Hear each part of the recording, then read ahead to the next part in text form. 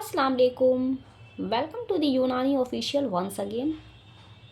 हमारा सीरीज़ चल रहा था ओल्ड पैथोलॉजी का, माहियतुल अमराज जिसे कहते हैं, जिसमें हमने पहला चैप्टर पढ़ लिया है और उसका नोट्स हमारे टेलीग्राम चैनल द यूनानी ऑफिशियल पे मौजूद है और जिसका लिंक उस वीडियो के डिस्क्रिप्शन में है। जो पहला चैप्टर हमने डील किया है वो है अहवाले बदन, जिसमें हमने बॉडी के डिफरेंट स्टेजेस के बारे में हमने पढ़ा था। उसमें हमने टाइप्स ऑफ डिजीज़ पढ़े, फिर कुछ डिफरेंट टर्मिनोलॉजीज थे वो हमने देखा। एंड अमराज मुरक्कबा, अमराज मुफरदा, सुए मिजाज, सुए तरकीब, तफरुक इत्तिसाल जो हमने अमराज मुफरदा में पढ़ा। देन हमने अमराज मुरक्कबा में वरम और बसूर के बारे में इन डिटेल बात करी। और इस वीडियो में आज से हम शुरू करेंगे इल्मुल अस्बाब के बारे में, यानी कि किसी भी बीमारी के होने का बेसिकली इस चैप्टर में जो अभी हम पढ़ेंगे, बिकॉज हमारा जो सेकंड प्रॉप हम लोग कंप्लीट कर रहे हैं, तो हमें कोई भी बीमारी अगर हो रही है तो उसका वजह क्या है, सबब बोलते हैं वजह को, कारण को, रीज़न को।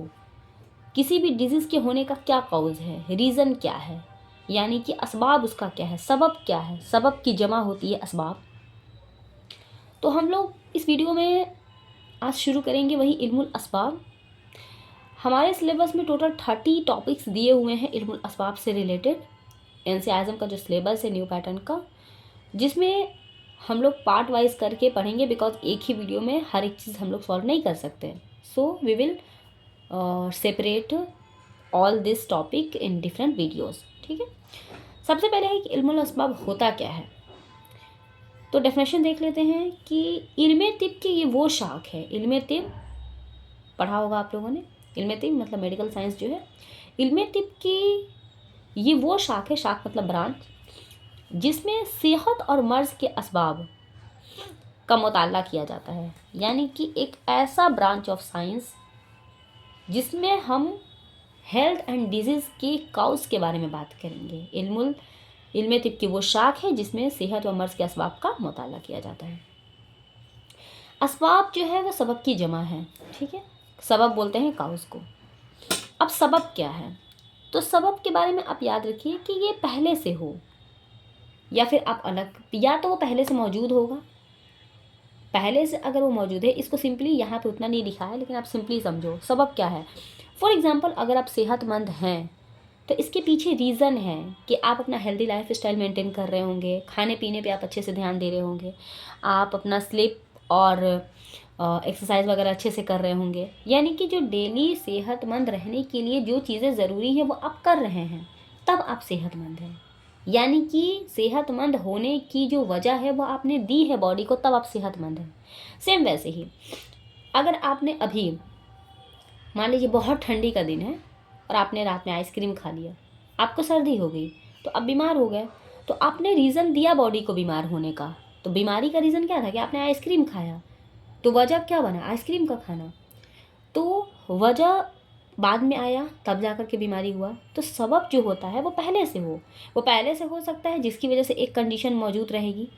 अब उस कंडीशन से आप या तो उस कंडीशन को बरकरार रखिए, जैसे अगर आप अभी हेल्दी हैं और अगर वही लाइफ स्टाइल आप आगे भी फॉलो अप कर रहे हैं, इसका मतलब आप अभी भी हेल्दी हैं, आगे भी हेल्दी रहेंगे।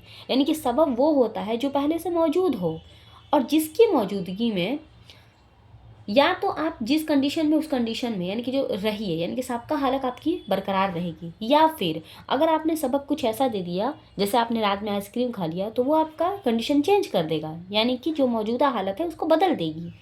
तो सबक जो होता है वो पहले से होता है जिसकी मौजूदगी में या फिर जिसकी वजह से कोई नई हालत पैदा हो या सबका हालत बरकरार रहे।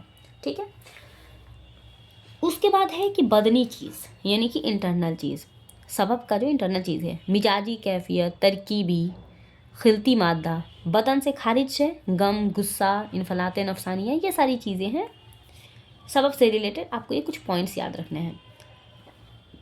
देन है कि सबब के ज़रिया कोई नई हालत पैदा होने के लिए ये सूरत हो। अगर मान लीजिए सबब, फॉर एग्ज़ाम्पल अगर मैं आपसे कहूँ कि किसी को टाइफाइड हो गया है, सिंपली आप ऐसे समझो इसको कि जब कोई भी, जैसे कोरोना आया था, सिंपली आप इसको ऐसे समझो कोरोना जब आया था तो क्या सारे लोगों को कोरोना हो गया? नहीं। आपका आंसर होगा नहीं। क्यों नहीं हुआ? आप उसी माहौल में रह रहे थे, एक बंदे को हुआ, दूसरे को नहीं हुआ। अब यहाँ से आपको रिलेट करें कि सबब के ज़रिए कोई नई हालत पैदा हो, यानी कि कोई किसी नई कंडीशन को पैदा होने के लिए जो काउज़ होता है, उस काउज़ का कुछ कंडीशन होता है, कुछ सूरत होना चाहिए। जैसे वो सबब कुआ हो, यानी कि पावरफुल होना चाहिए। जैसे कोरोना वायरस हर किसी को नहीं हुआ। क्यों नहीं हुआ? क्योंकि हो सकता है कोरोना वायरस का जो पावर था, जो जिसको नहीं हुआ, उसका जो इम्यूनिटी पावर था, हो सकता है वो बहुत ज़्यादा स्ट्रांग रहा हो, इसलिए उसको नहीं हुआ। तो पहला ये चीज़ कि सबब कुआ होना चाहिए। लिखने के लिए हम बता रहे हैं, एग्ज़ाम में अगर आए, यूनिवर्सिटी में आए, तो आपको इस तरह से लिखना है। बहुत लंबा नहीं लिखना है, पॉइंट वाइज लिखना है। पॉइंट वाइज लिखिएगा, आपको पूरा नंबर मिलेगा। सबब कुआ हो, यानी कि हल्का गर्म पानी या फिर हल्का तेजाब से बॉडी नहीं जलता है। क्यों भाई? गर्म पानी से तो बॉडी जलना चाहिए, लेकिन ऐसा थोड़ी है कि हल्का पानी या हल्का गर्म पानी या हल्का तेजाब से इंसान का बदन जल जाता है, ऐसा नहीं होता ना। तो पहला वजह होना चाहिए कि किसी भी सबब को कुआ होना चाहिए इफेक्ट अपना दिखाने के लिए। दूसरा, कबूल करने की इस्तदा, ये तो सबब हो गया। दूसरा चीज़ क्या होगा कि जिस इंसान को वो चीज़ हो रहा है वो उसको एक्सेप्ट भी तो करे, यानी कि उसका इम्यूनिटी किसी का स्ट्रांग होता है, किसी का वीक होता है, तो जिसका स्ट्रांग रहेगा वो थोड़े ना एक्सेप्ट करेगा। तो कबूल करने की इस्तदा यानी कि रिसेप्टर होना चाहिए। तीसरा है वक्त, यानी कि मुनासिब वक्त मिलने पर ही वो असर करता है। मतलब ये कि मान लीजिए सिंपली करंट वाला सीन आप समझो। करंट जब किसी को मारता है, बिजली से जब करंट लगता है, तो ऐसा नहीं होता कि आपको रोज़मर्रा की ज़िंदगी में लगभग हर किसी ने करंट का मज़ा चखा होगा। तो क्या हर किसी को करंट लगा वो ऊपर चला गया? ऐसा तो नहीं होता है। क्यों नहीं होता है? क्योंकि जैसे ही आपको करंट लगा, आपने तुरंत वहाँ से हाथ अपना हटा लिया। जैसे ही आपको फील हुआ कि यहाँ पे करंट है, आपने तुरंत अपना हाथ रिमूव किया। तो आपने उतना वक्त, मुनासिब वक्त आपने दिया नहीं करंट को कि वो आपके साथ कुछ कर सके, तो इसलिए आपको कुछ नहीं हुआ। तो 3 चीज़ें आप याद रखें, किसी भी सबब के ज़रिए कोई नई हालत पैदा होने के लिए 3 चीज़ों का होना ज़रूरी है। पहला ये कि सबब कुआ होना चाहिए, पावरफुल होना चाहिए। दूसरा, उसके अंदर कबूल करने की इस्तदा होना चाहिए। और तीसरा, वक्त उसको उतना मिलना चाहिए जितने में वो अपना काम अंजाम दे सके। ठीक है, कुछ इंपॉर्टेंट पॉइंट्स यहाँ पे है कि नोट करके आप याद रखिएगा कि बलहाज़ अशरात सबब की हालत मुख्तलिफ होती हैं।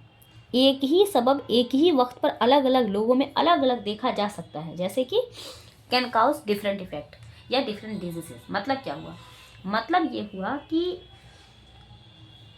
एक ही वजह से अलग अलग लोगों में अलग अलग तरह के सिम्टम देखने को मिलेंगे। समझ में आई बात? जैसे कोरोना वाला आप एग्जाम्पल याद रखिए। जब कोरोना का टाइम आया था तो एक इंसान उसी कोरोना से मर गया, एक इंसान उसी कोरोना से सीवियर कंडीशन में चला गया, एक इंसान उसी कोरोना की वजह से रेस्पिरेटरी प्रॉब्लम में चला गया, एक इंसान उसी कोरोना की वजह से बोलने चालने में मान लीजिए उसकी दिक्कत होगी, एक आदमी उसी कोरोना की वजह से कोई दूसरा सिम्टम उसके अंदर आ गया। कहने का मतलब है कि कोरोना वायरस तो एक ही था ना, उसके बहुत सारे भाई बंधु तो थे नहीं। मान लीजिए कि उसके बहुत सारे नहीं हैं, सिंपली हम एक नॉर्मल कोरोना वायरस की बात कर रहे हैं। तो बलहाजे असर यानी कि सबब यानी कि इफ़ेक्ट, वो काउज जो है वो किस तरह का इफ़ेक्ट कर रहा है, अलग अलग लोगों में वो अलग अलग तरह का इफ़ेक्ट दिखा सकता है। आई बात समझ में? अब बात करते हैं असबाब के अक़साम, जो कि बहुत इंपॉर्टेंट है। ये आपने फर्स्ट ईयर में भी पढ़ा होगा। फर्स्ट प्रॉब में हमें इसका पहला पॉइंट हमें पढ़ना था, जिसमें याद करिए, अभी याद आपको आ जाएगा। आपने असबाब पढ़ा था, असबाब के डेफिनेशंस पढ़े थे, उसके टाइप्स पढ़े थे। टाइप्स में आपने असबाब बदन इंसानी पढ़ा था। असबाब बदन इंसानी में आपने असबाब माद्या, असबाब फ़ाइला, असबाब तमामिया, असबाब सूरिया के बारे में आपने पढ़ा था। तो चलिए एक बार फिर रिकैप करते हैं, क्योंकि यहाँ ज़रूरी है। असबाब का जो टाइप होता है वो बेसिकली 2 तरह का होता है, असबाब बदन इंसानी और असबाब सेहत व मर्ज़। असबाब बदन इंसानी कहते हैं ये आपके बॉडी से रिलेटेड रहेगा, यानी कि ये जो आप नॉर्मल कंडीशन में जो आपको होता है, जब आप हेल्दी रहते हैं तो ये जो होता है वो वाला है। और ये है असबाब सेहत व मर्ज़। ठीक है, इसमें आपको 4 पॉइंट पढ़ने हैं। बदन इंसानी का जो इन्हसार होता है, यानी कि जो डिपेंडेंस होता है, इन्हसार डिपेंडेंस को बोलते हैं, 4 सबब पे डिपेंड करता है।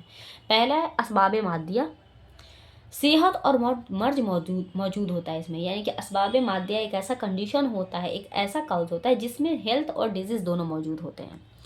सेहत और मर्ज मौकूफ़ हो, जो इसमें 3 चीज़ें आती हैं, अकलात, आजा और अरवा। आपने अगर अमूरे तबैया पढ़ा होगा, नहीं पढ़ा है तो पढ़ लीजिए, क्योंकि अमूरे तबैया आपको पीछा नहीं छोड़ने वाला। उसकी वीडियो भी इस चैनल पे है, आप एक बार देख सकते हैं। अमूरे तबैया हमारे यहाँ 7 हैं, उन सबको सीक्वेंस में याद करना बहुत ज़रूरी है, क्योंकि सीक्वेंस से भी क्वेश्चंस आते हैं। तो अखलात, आज़ा और अरवाह, ये तीनों चीज़ें असबाब मादिया के अंदर आती है। दूसरा है असबाब सूरिया। असबाब सूरिया जिसमें तरकीब व मिजाज से मुताल्लिक रहते हैं, स्ट्रक्चर और टेम्परामेंट से रिलेटेड ये असबाब रहता है, ये काउज रहता है। इसमें आपका मिजाज और कुआ, ये दोनों चीज़ें आएंगी। तो 3 यहाँ पे हो गया, अखलात, आज़ा और अरवा, मिजाज और कुआ, टोटल यहाँ पे 5 हो गए। इसके अलावा अब है असबाब तमामिया। इसमें बदन या बदनी हालत की तकमील होती है, इसमें अफ़ाल आता है। और इसके अलावा फिर असबाब फ़ाइला। असबाब फ़ाइला जो होता है सेहत, मर्ज़ और हालत सलाशा, तीनों में से कोई एक हालत पैदा करे या महफूज रखे, यानी कि या तो सेहत रहता है, नहीं तो मर्ज़ रहता है, नहीं तो हालत शालसा रहता है। इन तीनों में से कोई एक हालत मौजूद रहे या फिर उसको महफूज रखता है, ठीक है। असबाब सित्ता ज़रूरी है, इसके अंदर आते हैं। ओके, तो ये था असबाब बदन इंसानी जो आपने फर्स्ट प्रॉब में पढ़ा था।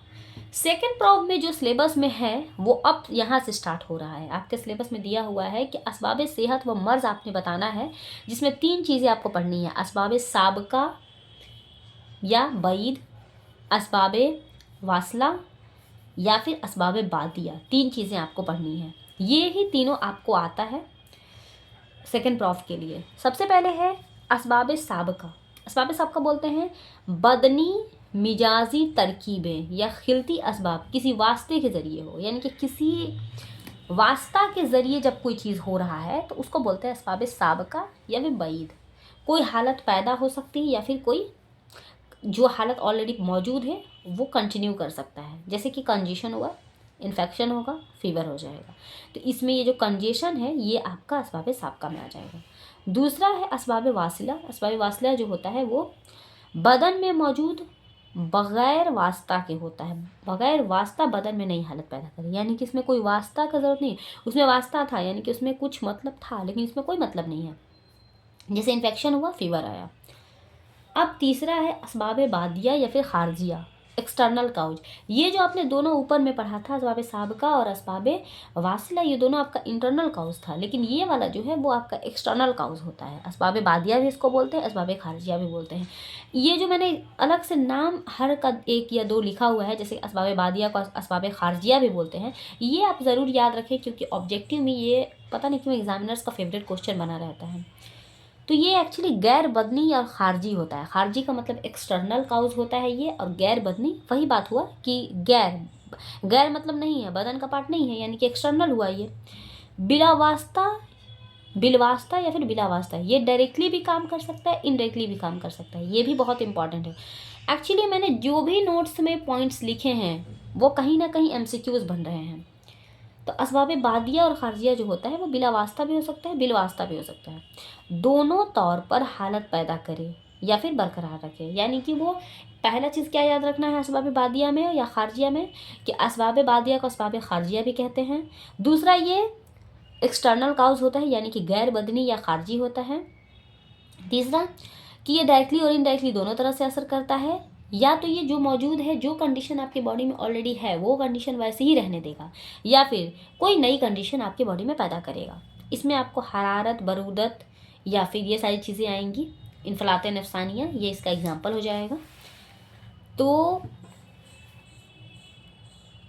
ये आपका असबाब के अक़साम हो गए। कुछ यहाँ पे बुक में अलग से पॉइंट दिया हुआ था, हालांकि वो मैंने बता दिया है, लेकिन फिर भी आप देख लो। इस तरह करके था, यानी कि असबाब साबका और वासिला हमेशा इंटरनल होता है, जो मैंने अभी आपको बताया। जो साबका होता है, वासिला होता है, वो इंटरनल होता है। असबाब वासिला और बादिया जो होता है, असबाब वासिला हमेशा और असबाब बादिया कभी कभी बिला वास्ता होता है। असबाब साबका और बादिया में असबाब साबका हमेशा और असबाब बादिया कभी कभी डायरेक्ट होता है, यानी कि असबाब साबका हमेशा ही डायरेक्ट रहेगा और असबाब बादिया जो है वो कभी कभी डायरेक्ट रहेगा। इसके अलावा इख्तलाफात भी कुछ हैं, जैसे कि असबाब साबिका और वासिला में। असबाब साबिका जो होता है वो हमेशा ही बिला वास्ता रहता है, जबकि जो वासिला होता है वो बिला वास्ता, मतलब सेम उसी चीज़ को दो बार यहाँ पे अलग से लिखा गया है। असबाब वासिला जो बिला वास्ता है, असबाब वासिला जो होता है वो इंटरनल होता है, बिला वास्ता होता है। असबाब वादिया जो होता है बोथ डायरेक्ट और इनडायरेक्ट दोनों तरीके से ये हो सकता है। और असबाब साबिका और वादिया जो होता है वो इंटरनल भी होता है और एक्सटर्नल भी होता है। ठीक है, ये आपको पॉइंट से आप याद रखिएगा। तो MCQ के लिए मैंने बेसिकली इतना मेहनत बस इसीलिए किया है ताकि आपका MCQ क्लियर रहे। MCQ में इसी तरह से क्वेश्चन आते हैं, पूछ देगा कि असबाब साबिका क्या है, इंटरनल है, एक्सटर्नल है, बिला वास्ता है, बिल वास्ता है। तो इस तरह से आता है ये क्वेश्चन, आप इसे याद रखें। पहला जो हमारा टॉपिक था असबाब वाले चैप्टर से वो वही था कि असबाब का आपको वही टाइप बताना है, असबाब सेहत व मर्ज आपने पढ़ना था। दूसरा टॉपिक दिया हुआ है असबाब मुखल्लिफा व गैर मुखल्लिफा के बारे में बताना है, क्या होता है। तो असबाब मुखल्लिफा जो होता है और गैर मुखल्लिफा, ऐसा काउज होता है जो अगर हट जाए तो बॉडी के अंदर असर बाकी रहता है। जैसे मान लीजिए आपको कोई बीमारी हुई, वो बीमारी अब ठीक हो चुकी है और ऐसे ठीक हुई कि अब उस बीमारी का नामो निशान आपके बॉडी में मौजूद नहीं है, तो वो गैर मुखल्लिफा हो जाएगा। और मुखल्लिफा बोलते हैं कि असर बाकी रहे। मान लीजिए किसी को टीबी हुआ है, सिंपली आप टाइफाइड समझ लो, किसी इंसान को टाइफाइड हो गया, टाइफाइड का उसने डोज लिया, जो भी उसकी दवाइयाँ थी उसने खाई और अब वो ठीक हो चुका है। इसके बावजूद टाइफाइड से तो वो रिकवर कर गया है, लेकिन फिर भी उसका कुछ ना कुछ सिम्टम, कुछ ना कुछ असर बाकी है बॉडी के अंदर, तो उसी को बोलते हैं असबाब मुखल्लिफा। यानी कि असबाब मुखल्लिफा वो है जो बदन से अगर वो चीज़ अलग हो भी गई है, बदन से जुदा होने पर भी असर बाकी रहे तो मुखल्लिफा, जुदा होने के बाद अगर असर भी ख़त्म हो जाए तो गैर मुखल्लिफा। फिर तीसरा टॉपिक आपके सिलेबस में है असबाब ज़रूरिया और असबाब गैर ज़रूरिया के बारे में बताइए। छोटा छोटा टॉपिक है लेकिन इम्पॉर्टेंट है। असबाब ज़रूरिया आपने पढ़ा होगा फर्स्ट प्रॉब में भी कि ऐसा चीज़ जो हमारे बॉडी के लिए एकदम ज़रूरी ही है, यानी कि वो चीज़ अगर आपके बॉडी से हटा दी जाए किसी भी वजह से तो आप फिर ज़िंदा नहीं रह सकते, आपकी लाइफ पॉसिबल ही नहीं हो सकती। नाम ही से पता चल रहा है ना, असबाब मतलब काउज, ज़रूरी रीज़न, हमारी लाइफ के लिए जो ज़रूरी चीज़ें हैं। तो वही लिखा हुआ है कि एसेंशियल फॉर ह्यूमन बॉडी, इंसानी ज़िंदगी के लिए ज़रूरी होता है, and can not leave it, और उसको आप छोड़ नहीं सकते। And if any one of them and then life and, अगर उनमें से कोई एक भी ख़त्म हो जाए तो आपकी लाइफ ख़त्म हो जाएगी। चूँकि ये 6 होता है नंबर में, because it is in 6 in number, इसलिए इसको असबाब सित्ता ज़रूरिया कहते हैं। ठीक है, तो असबाब ज़रूरिया में आप क्या लिखेंगे कि ऐसी चीज़ें, ऐसी वजह जो हमारी ज़िंदगी के लिए ज़रूरी होती है और अगर उनमें से कोई एक भी चीज़ ख़त्म हो जाए तो हमारी ज़िंदगी मुमकिन नहीं है। चूँकि ये नंबर में 6 होते हैं इसलिए इनको असबाब सित्ता ज़रूरिया कहा जाता है। सित्ता मतलब 6 होता है, और 6 कौन कौन से हैं, तो हवा, एयर, यानी कि माकूल व मशरूब। माकूल व मशरूब मतलब कि माकूल बोलते हैं खाना को, मशरूब बोलते हैं पीना को, यानी खाने पीने की चीज़ें। हरकत व सुकून बदनी, यानी कि आपका फिज़िकल हेल्थ, हरकत व सुकून नफसानी, आपका मेंटल हेल्थ। नौम व यकज़ा, यानी कि नींद और बेदारी। नौम का मतलब होता है नींद, और यकज़ा का मतलब जितना आपको सोना है आप उतना सो रहे हो, और जितना आपको काम करना उतना आप काम कर रहे हो। एहतबास व इस्तफराग, यानी कि जिन चीज़ों का जिस्म के अंदर रुकना ज़रूरी है अगर वो रुक रहा है तो वो एहतबास हुआ, और जिन चीज़ों का बॉडी से बाहर निकलना ज़रूरी है अगर वो निकल रहा है तो वो इस्तफराग है। तो असबाब सित्ता ज़रूरिया में ये 6 चीज़ें आती हैं, ये 6 आपको याद होना चाहिए। दूसरा है असबाब सित्ता गैर ज़रूरिया। अब उसका उल्टा कर लीजिए कि वैसी चीज़ें जो हमारी लाइफ के लिए ज़रूरी नहीं है लेकिन अगर वो प्रेजेंट है तो क्या होगा। तो पहला चीज़ ये होगा कि पहली बात आप क्या लिखेंगे कि असबाब सित्ता ज़रूरिया का आप डेफिनेशन लिखेंगे कि वो सारी चीज़ें जो हमारे जिस्म के लिए ज़रूरी तो नहीं है लेकिन अगर वो मौजूद हैं तो 2 चीज़ें हो सकती हैं। या तो वो हमारे जिस्म के लिए हार्मफुल होगा, जैसे कि आग से जल जाना। आग से जल जाना तो नुकसानदेह है ना, पानी में डूब जाना, हाथ का कट जाना, तो ये सब क्या है, हार्मफुल्स हो जाएंगे। दूसरा ये हो सकता है कि बेनिफिशियल हो सकता है, जैसे आप एक्सरसाइज कर रहे हैं, यहाँ पे आप एक्सरसाइज भी लिख सकते हैं, मैंने एक ही एग्जांपल दिया है। मेडिसिन का यूज़, कोई बीमारी हो गई है तो आप मेडिसिन ले रहे हैं तो बेनिफिशियल हुआ। आप सप्लीमेंट ले रहे हैं या फिर आप एक्सरसाइज कर रहे हैं, आप हमाम ले रहे हैं, तो ये सारी चीज़ें आपके लिए बेनिफिशियल हो जाएंगी। तो असबाब सित्ता ज़रूरी है और असबाब सित्ता गैर ज़रूरी है। ये आपका हो जाएगा ज़रूरी है, ये हो जाएगा गैर ज़रूरी है। तो हमने इस वीडियो में 3 टॉपिक कवर करा। असबाब सेहत व मर्ज़ हमने देखा, दूसरा हमने असबाब मुखालिफा गैर मुखालिफा, और तीसरा असबाब ज़रूरिया और गैर ज़रूरिया देखा। नेक्स्ट वीडियो में हम लोग जो रिमेनिंग है वो बात करेंगे। मिलते हैं अगले वीडियो में। अस्सलाम वालेकुम।